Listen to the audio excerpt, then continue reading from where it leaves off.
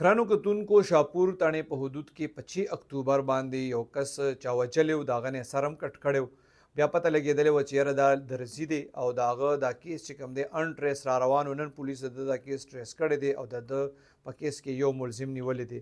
د واقعي ډیټیلز داسې و چې 25 اکتوبر باندې د شاپور تاڼې پولیس ته د سیند غاړې نه یو لاش میلو شوی و چې کوم نه مطلب سر هم پرې کړی شوی و. بیا د دې کس شناخت شوی چې یاره د ده نوم چې کوم قتل شوی د نوم دی اسرار ګل او دا د اکبر پورې دی.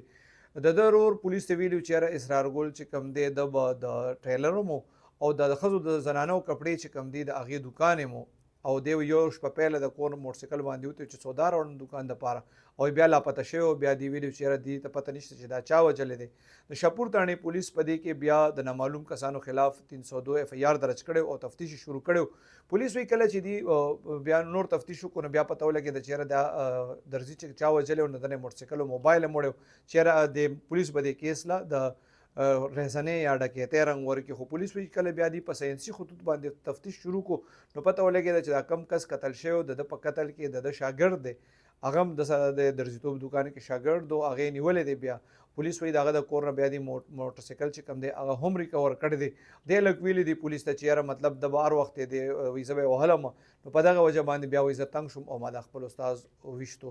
دې حوالې سره د پولیس مزید تفتیش چې کوم دی هغه روان